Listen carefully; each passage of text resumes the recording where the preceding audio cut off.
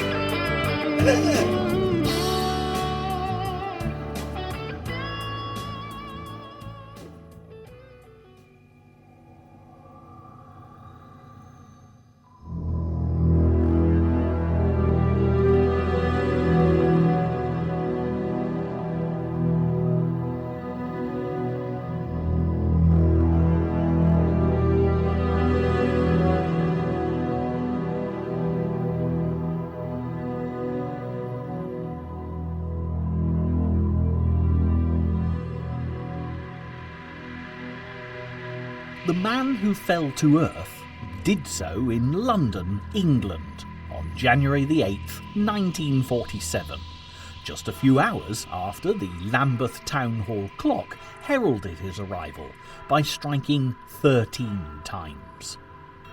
He landed at number 40 Stansfield Road, Brixton, answering to the distinctly average name of David Robert Jones. However, that was about all that was distinctly average about him.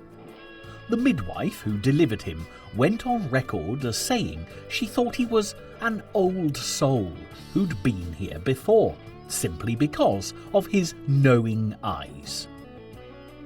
He was born into the worst winter England had experienced for a long time. Eerie fog crept through all the streets during the day. Snow fell knee-deep during the night. Heating was almost non-existent due to power cuts and reduced gas pressure, and many rivers froze completely solid. This part of the world, at least, was in no mood to be loving the alien, to borrow a title from a later song. David was born to John Jones and Peggy Burns, who would marry 8 months later. His father was quiet, cautious and laid back, whilst his mother was loud, volatile and flamboyant, but prone to mood swings and depression. From an early age, David tended to be introspective and shy, but, like the contradiction in his parents' characters, it was coupled with a desire to be extrovert and noticed. This schizophrenic nature may have been inherited from the maternal side of the family, which had been troubled with more than its fair share of depression, asylum confinement, schizophrenia, delusional behaviour, electric shock therapy, and even lobotomies. It's therefore hardly surprising that David took on so many different forms during his career and utilised his experiences of mental instability so often in the lyrics of his songs.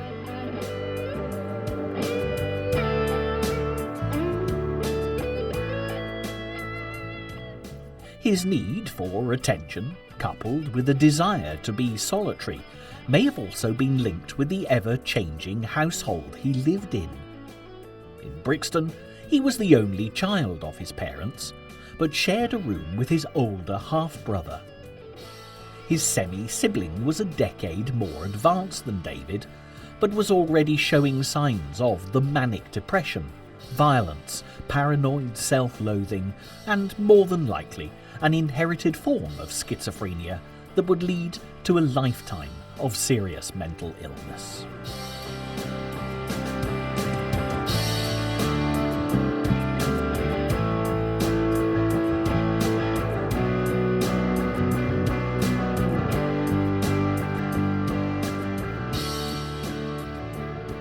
1953, when the family moved south to 106 Cannon Road, Bromley, they picked up a cousin who'd been abandoned by his schizophrenic mother and another child of previous parentage, his father's daughter, from a pre-World War II love affair.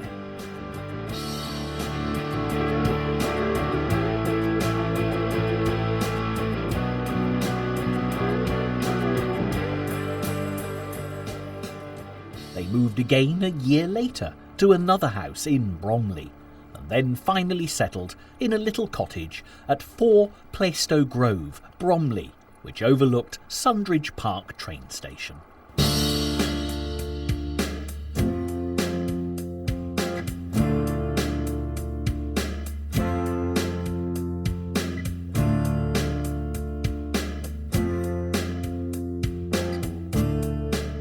Bromley was an Edwardian town of bourgeois uniformity, a leafy suburb of terraced houses that had once housed H.G. Wells whilst he was writing his classic War of the Worlds novel. By 1955, when the Joneses moved in, Bromley had grown into a sprawling post-war suburbia of housing estates, dual carriageways or divided highways as they're called in America, and bland facades that made it indistinguishable from any other town on the outskirts of London. This was to be David's permanent address until 1970, making a bit of a mockery of his claims to have grown up streetwise in a Brixton ghetto.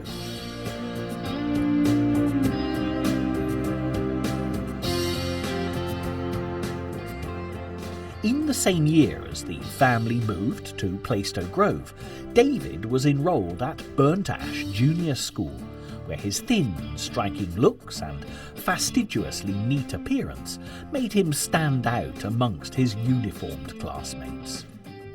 The school dentist, Graham King, was so amazed by David's canine-like front teeth that he took an X-ray to show his colleagues. In 1958, David failed the 11 plus, an exam that defined whether a pupil went on to grammar school with the promise of university and a professional career, or a secondary modern school, which often heralded a hasty exit at 15 with the minimum of qualifications into the market of manual labour. But his mother forcibly persuaded the headmaster to write a letter of recommendation for him, in order that he might avoid the pitfalls of a school that she felt was beneath her son. Bromley Technical High School, then surrounded by unspoiled Kent countryside, accepted David Robert Jones as a pupil in 1958. He was taught by Owen Frampton and became friends with Owen's son, Peter Frampton, who would later become a recognised musician in his own right with the legendary Peter Frampton Live album. It was here that one of his classmates, George Underwood, got into a fight with David over a girl. A punch in the eye resulted in a trip to Farnborough Hospital, where he was told he had permanent damage, a paralysed eyelid and a severely dilated pupil. It also gave him 2 different coloured eyes, as if he wasn't striking enough to look at already.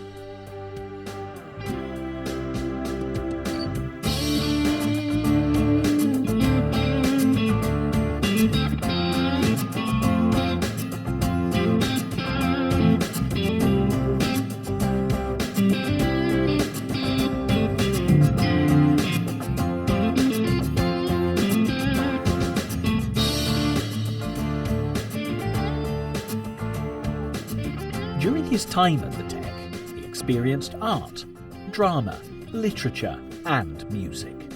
It was the grounding he needed for his fantastical imagination. He survived on little sleep and became fascinated by meditation, yoga and Eastern philosophy. He was urged to become a novice monk after enrolling in the Tibetan Buddhist Institute and meeting a refugee priest called Shima Rinpoche, who became his mentor for a short while. His older half-brother became another mentor to him and showed him the world of jazz, blues, beat poetry and late-night coffee bars in the West End of London. In all of his past and future relationships, it's this ability to suck information out of people and take on their interests and ideals that make David such an enigma.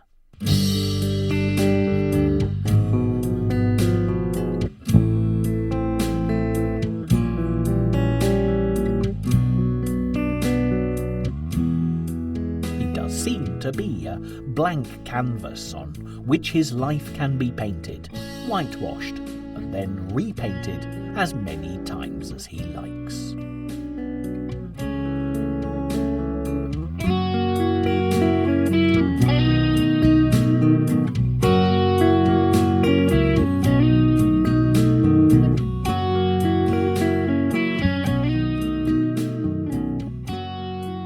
During the early 1960s, he tried his luck in a variety of bands, including the Conrads, King Bees, the Mannish Boys, the Lower Third, and the Buzz, with the intention to be a pop star. By 1966, he'd released 5 different singles, and each of them had flopped faster than a snowman in a heat wave. He'd also changed his name to avoid confusion with a rising actor and singer called Davy Jones, who would later acquire worldwide fame in the Monkees. David Robert Jones had finally become David Bowie.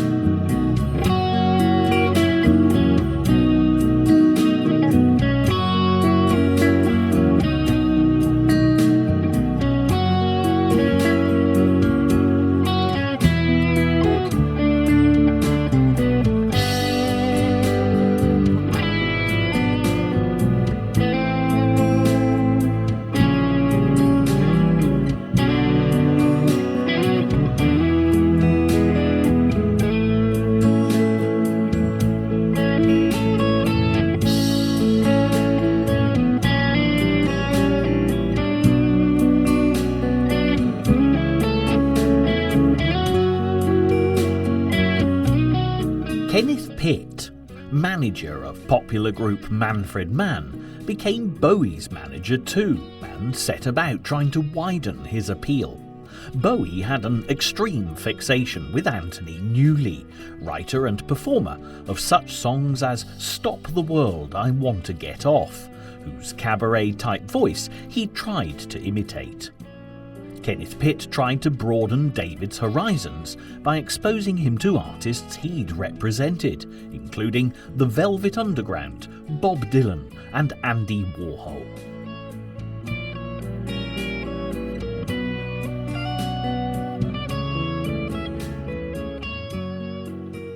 Even with a manager and the release of his first self-titled album, David Bowie found himself earning money by appearing in TV commercials and radio jingles. He even shot his own self-promotional film called Love You Till Tuesday, in order for the public to see him as a pop star and not some bit part actor. The trouble with his persona and his personality was that he had a sense of detachment that alienated both his audience and his friends. He expressed himself best in mime, which he studied under Lindsay Kemp, who himself studied under French mime maestro Marcel Marceau. Through Kemp, Bowie learned movement, as well as the benefits of experimentation and shock value. In 1969, he formed an experimental mime company called Feathers, even going as far as using it for the majority of his set when he opened the show for Mark Bolan and T-Rex.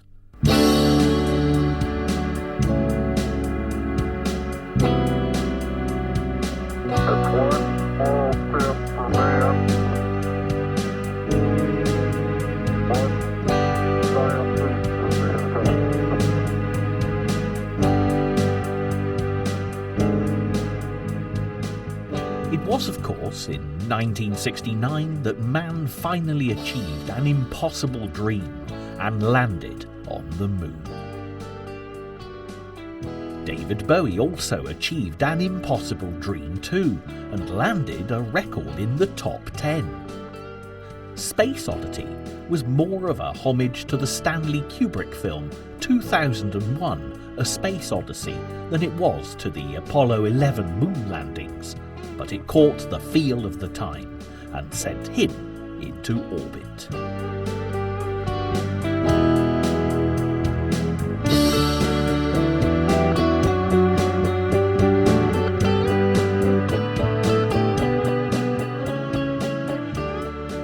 Joining him there was an exotic young American model and actress called Angela Barnett, who David met in London's Speakeasy Club, which is today little more than a darkened doorway.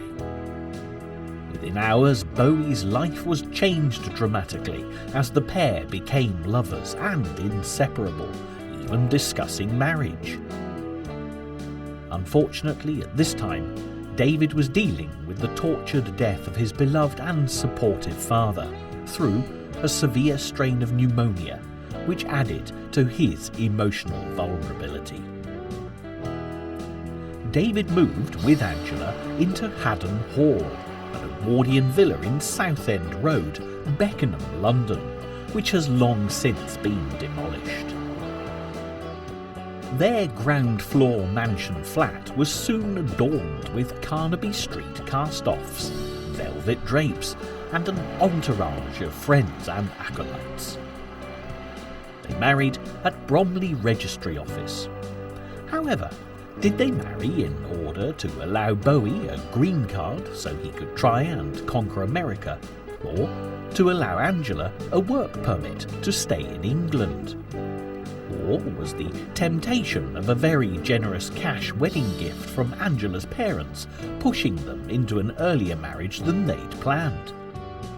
But whatever the reasoning, their uncanny similarity in looks and desire for fame made them a perfect match in love and life. In 1970, David Bowie decided he needed a band to reignite his career, which had stalled after the success of Space Oddity. He was introduced to a down-to-earth gardener who played guitar in his spare time. His name was Mick Ronson, and he would be the Keith Richards to Bowie's Mick Jagger. Ronson hated the glam world of London and the hedonistic haze that enveloped Haddon Hall, but he was soon initiated into the wild antics of life with the Bowies.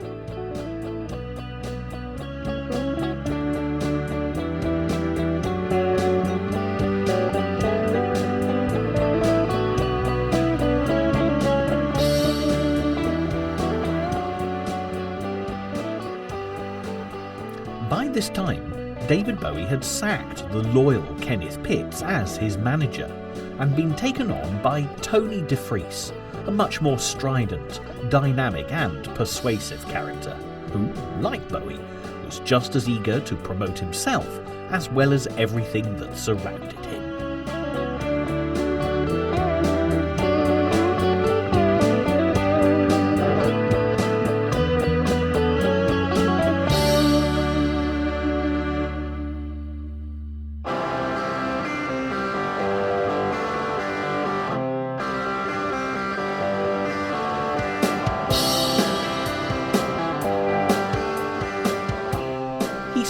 him signed to another record label and back into the album charts.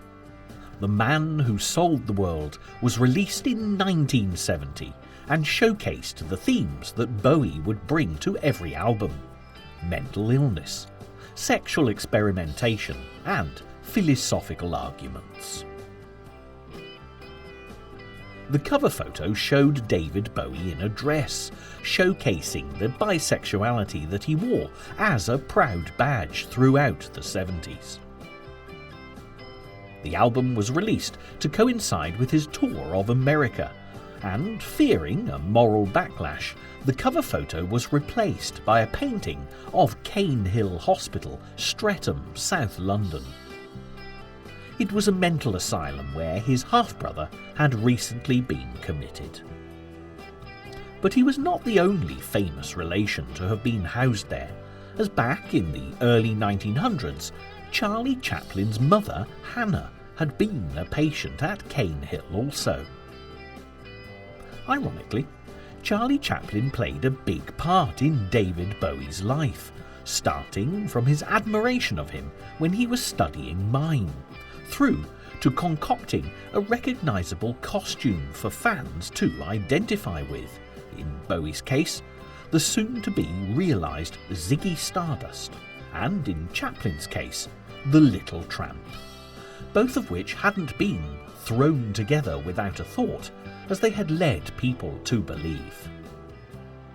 This association with Chaplin continued as Bowie, who was a near neighbour of the Chaplins, developed a close and sensitive friendship with Charlie's widow Una after her husband's death in 1977.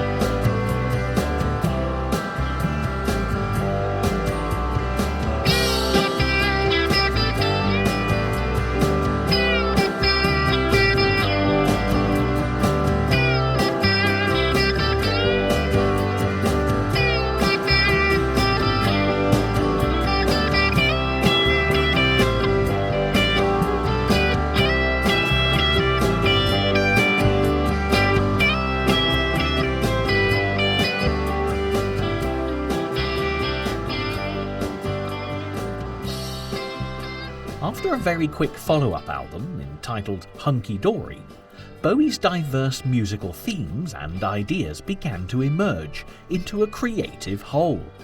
He had long been a fan of all things science fiction, even claiming to have seen UFOs in the skies of Bromley and Beckenham, and he had the feeling he was otherworldly in nature.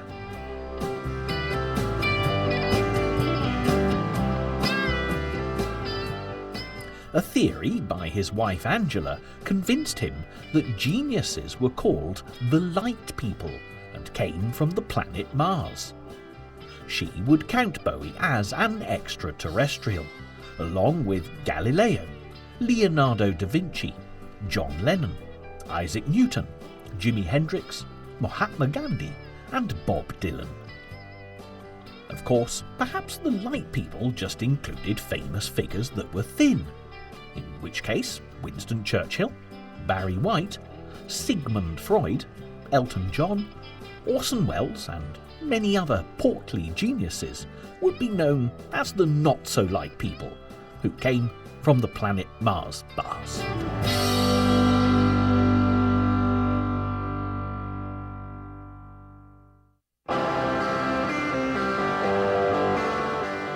Ultimately, David Bowie hit upon the concept of expanding this theory and transformed himself into a whole new entity. Dressed in a silver catsuit, draped in a flowing silk cape, sporting a shocking spiked haircut that was dyed bright red, with a face slashed with a make-up lightning bolt, and tottering around in knee-length platform boots, David Bowie became Ziggy Stardust.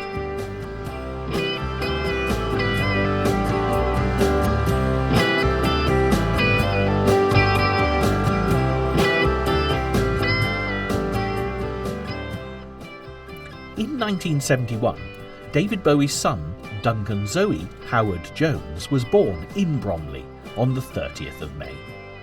It had been a tough labour for Angela, to the point where she'd cracked her pelvis during delivery.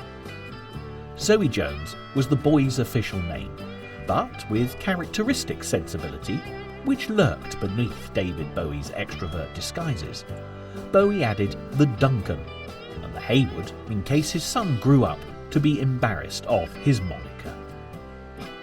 When Angela had recovered from the birth, she immediately went on holiday to Italy with a girlfriend. This enraged Bowie, and it was the beginning of the long, drawn-out end to their marriage.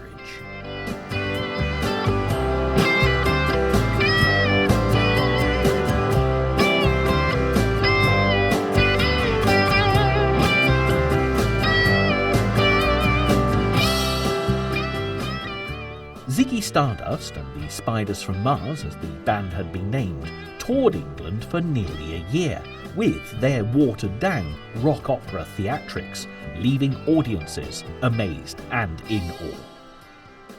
The rise and fall of Ziggy Stardust and the Spiders from Mars became, in hindsight, a seminal album at the birth of glam rock. The album became his first gold disc in the USA. Bowie became a hot commodity for the underground crowd and was kept busy writing and producing tracks for Mott the Hoople, Lou Reed and Iggy Pop and the Stooges. In fact, the persona of Ziggy Stardust is said to be an amalgamated caricature of Lou Reed and Iggy Pop.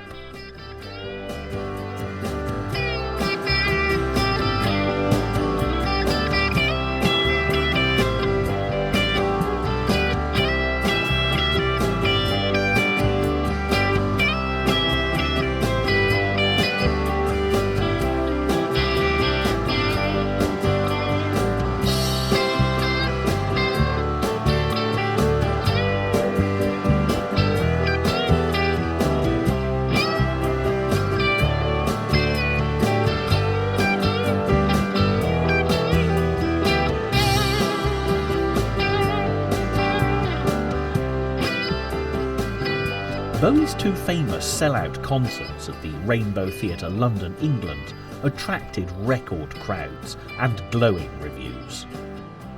As did his successful tour of America and his return to England to play the Rainbow Theatre again on Christmas Eve. On stage at this gig, he asked fans to make a donation to Dr. Barnardo's Children's Home in homage to his father, who'd worked for them. And on Christmas morning, lorry loads of cuddly toys were delivered to all the children's homes around London. Perhaps it's something in the atmosphere of the Rainbow Theatre, because today the building is now a very popular church.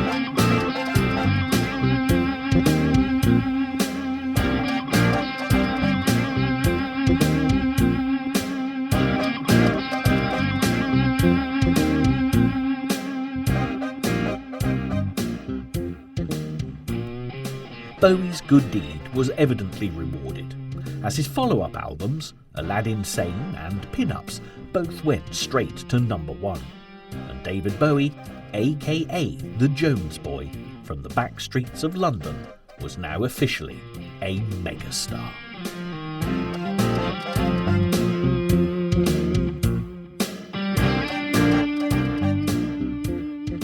The only trouble was he didn't possess a megastar's bank balance. Tony DeFries and his management company Main Man were losing capital like there was no tomorrow. They tried to launch Bowie's acclaimed guitarist Mick Ronson as a rock star in his own right. Sadly, a much-hyped but short-lived career never recouped the money they splashed out, and it also created a bitter wedge of jealousy between Bowie and Ronson, which wouldn't be removed until the 1990s, just prior to Ronson's untimely death from cancer. Davidbowie, along with his wife Angela and son Zoe, left Haddon Hall, Beckenham, at the same time as he announced his retirement from touring as Ziggy Stardust. In true Bowie style, he did this live on stage, which was something of a surprise, to say the least, for the Spiders from Mars, his backing band. After a tour to promote his new album, Diamond Dogs, Bowie tried to get out of his contract with Tony DeFries and Main Man Management. He realised he was earning nothing.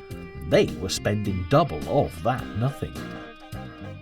The Diamond Dogs album had been inspired by George Orwell's 1984 novel, which featured a loner called Winston Smith, crushed by the authoritarian Big Brother, attempting his own personal rebellion.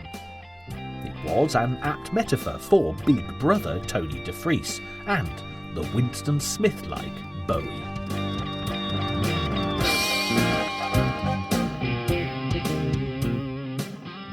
Taking an idea for his new album to his American record label RCA, they spent 3 months haggling with Main Man until finally agreeing an out-of-court settlement to take Davidbowie away for good, but at a very high price.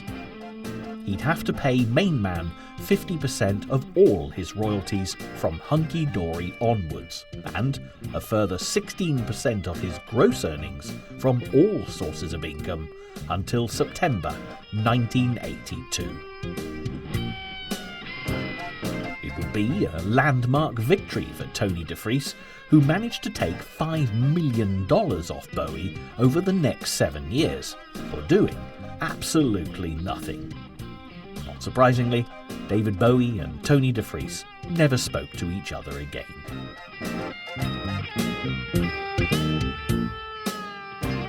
Bowie's new album, Young Americans, was another leap in a different direction.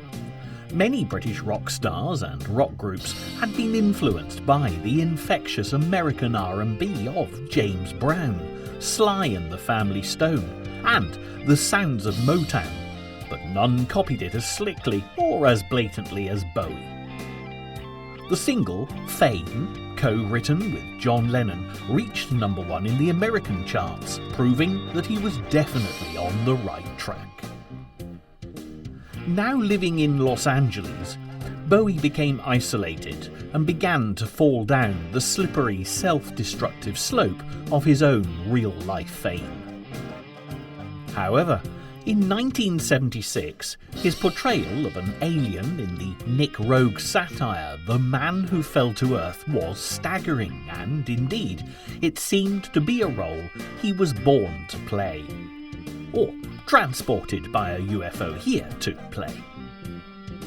It is suggested that not much acting was required, as the role of Newton echoed Bowie's own personality, being remote and cold, with sudden flashes of brilliance and the inevitable descent into alcoholic madness brought on by fame. In some ways, the film was a form of therapy, and he emerged with new energy and focus.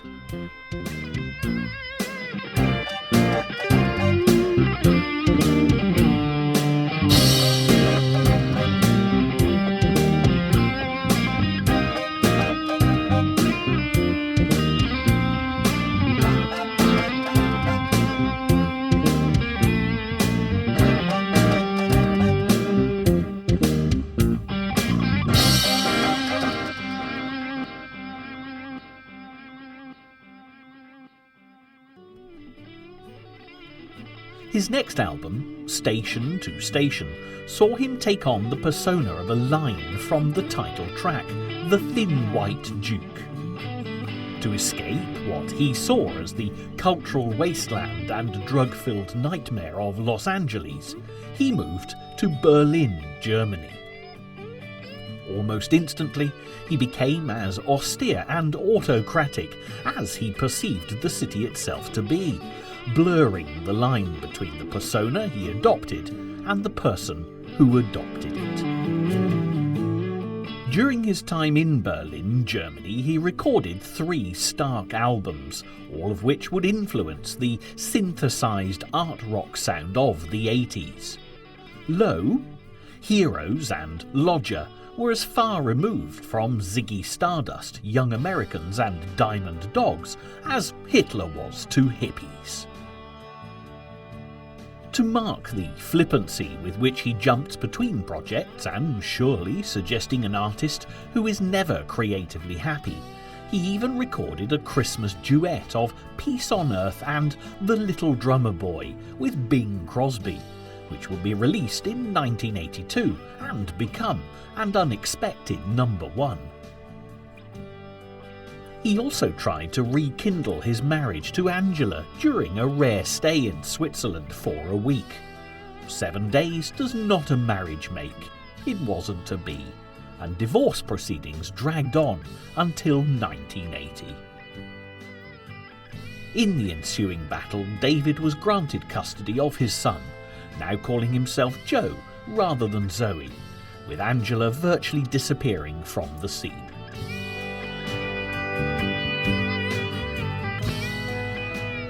It must have been a painful and difficult time, as all the years of wild living that David and Angela had both indulged in would have been laid bare before the courts. For their only son, coping with his parents' divorce was traumatic enough, but the high-profile nature of the case and the media interest would undoubtedly have exacerbated the situation. Maybe because of the increased responsibility of having to raise his son, David Bowie decided to forge some links back to his family. A family that he'd all but disowned when fame had burrowed into his system like a parasite.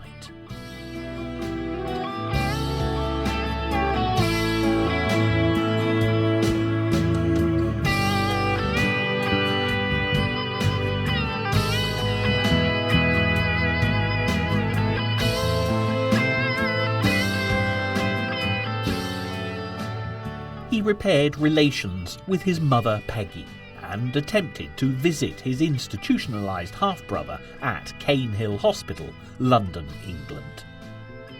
The relationship with his mother, though never close, would be a constant from now on. Sadly, the relationship with his half-brother would be severed after one meeting.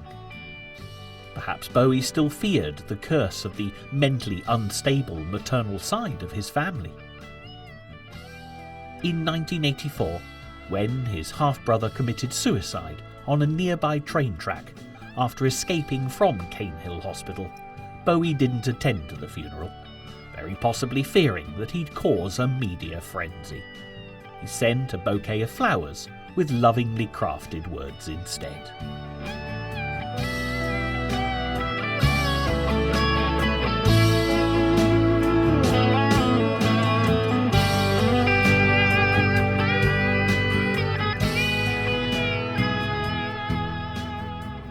Bowie's artistic temperament created 2 highlights in 1980. The first was a return to form with an album entitled Scary Monsters and Super Creeps, which contained the #1 single Ashes to Ashes, a sequel of sorts and an update on Space Oddity.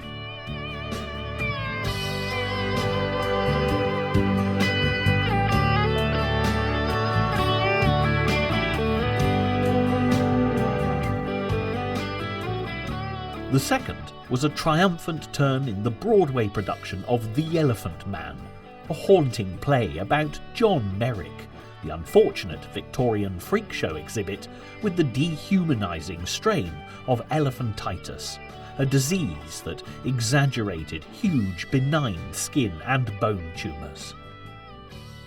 Bowie rejected elaborate makeup and preferred to portray Merrick's pain and suffering with simple body language and techniques learnt through mime.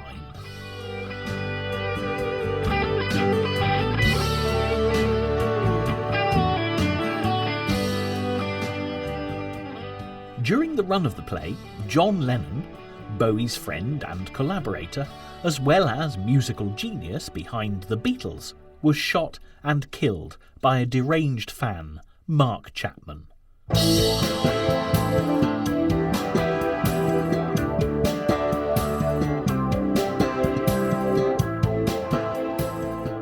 The horrific thing for Bowie was not only the loss of his close friend, but the possibility of his own death too.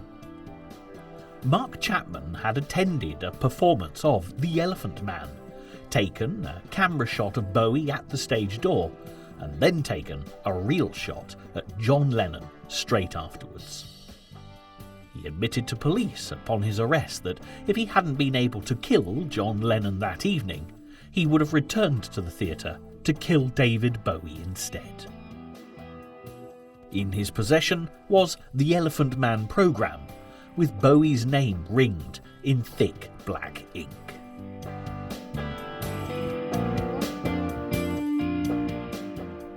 During the 1980s, Bowie's career rocketed skywards with albums like Let's Dance and Tonight, both hitting #1.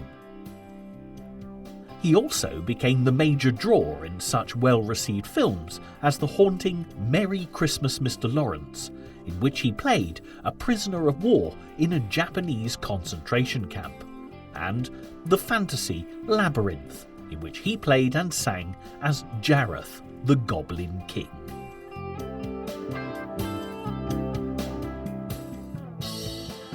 He also contributed to Live Aid, a huge global concert which took place at Wembley Stadium in London and simultaneously in Philadelphia, USA, designed to raise money for the starving people of Ethiopia. It had a worldwide audience of billions, and he dedicated the song Heroes to his son and to all the children of the world. His parting words and the film of the famine-starved masses that he introduced rather than perform another song led to more money being pledged by the concerned public than throughout the entire event. David also released the old Motown classic Dancing in the Street as a charity single for the event, evidently enjoying a flamboyant duet with his old friend Mick Jagger from the Rolling Stones. Bowie changed record companies after seeing how well the rock band Queen were being treated by EMI when he wrote and recorded the #1 smash hit Under Pressure with them, but David's star was beginning to shine less brightly. Perhaps after going supernova, he was running out of sustainable energy.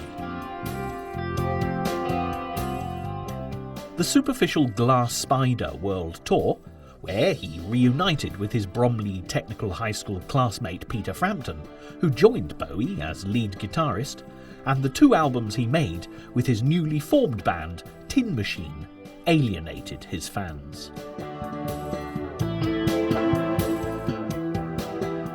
But again, Bowie was ahead of his time, as Tin Machine preempted the grunge rock of Seattle, America, which stormed the world in the early 90s, with bands such as Nirvana and Pearl Jam.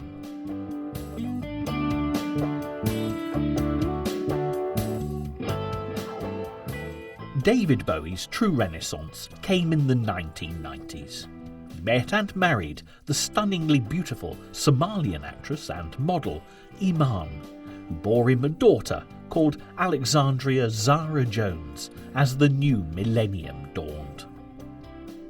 Bowie recorded the critically acclaimed and commercially successful Black Tie, White Noise album and played his art house inspiration Andy Warhol in a movie alongside other legendary Hollywood stars.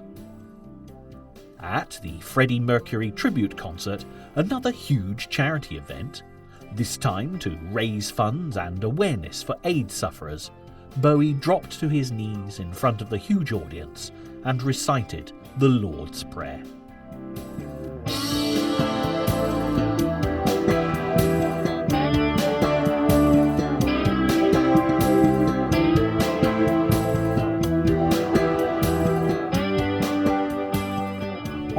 personal level, the event also brought about a long overdue reconciliation and collaboration with Mick Ronson, who contributed to the Black Tie, White Noise album before losing his long-fought battle with cancer.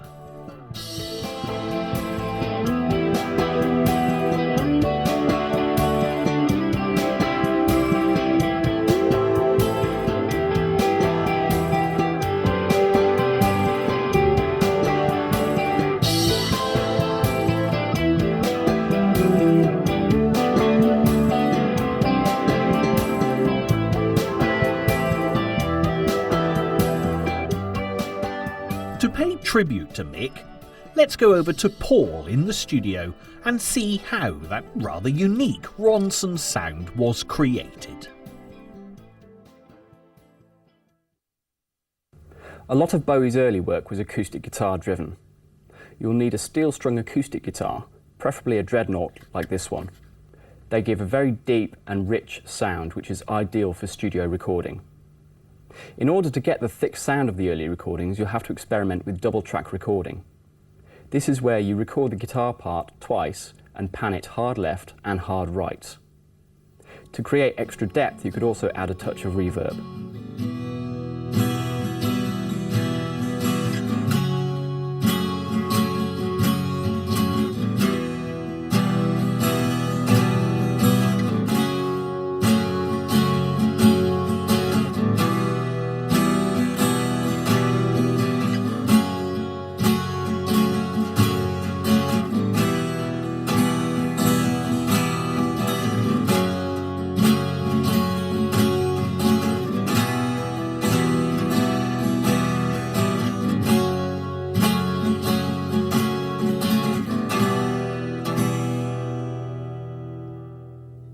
Like many of his contemporaries, Mick Ronson used Gibson Les Pauls and Marshall amplifiers. For effects, he used a wah-wah pedal and a Vox tone bender for extra fuzz. This is an example of one of Mick Ronson's most famous tones. You'll need to have a crunchy sound, not too fizzy, just fat. The secret comes when you turn on the wah-wah pedal. For best results, the pedal needs to be set to about halfway or half-cocked, creating a very nasal sound. You will, however, have to experiment a little because the differences between ear-splitting and musical are minute.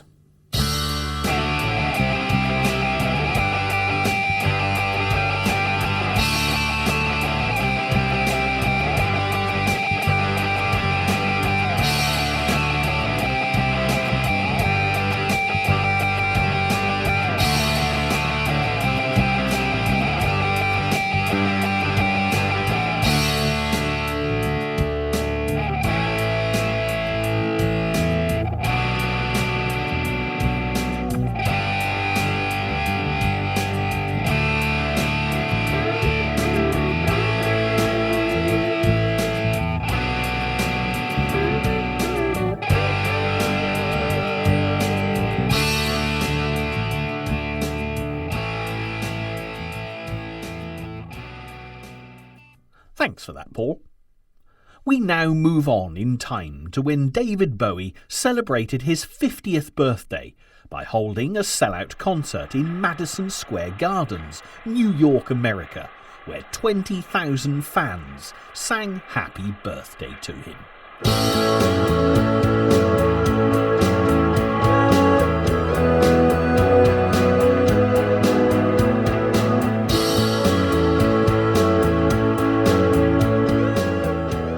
With the new millennium and the year 2000, David Bowie had become an iconic figure who earned respect rather than made waves wherever he went. Releasing albums like Earthling and Heathen kept him up to date with modern musical trends, such as drum and bass. There were exhibitions of Bowie's artwork in galleries for charities, and championed the ever-advancing internet with his creative website BowieNet, the world's first artist-created internet service provider.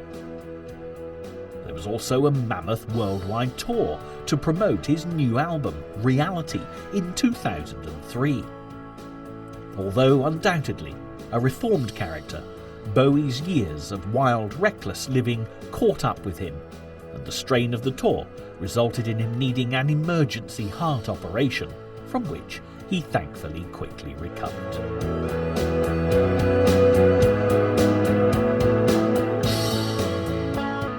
David Bowie, throughout his career, has been something of a chameleon, constantly changing his appearance to match his mood.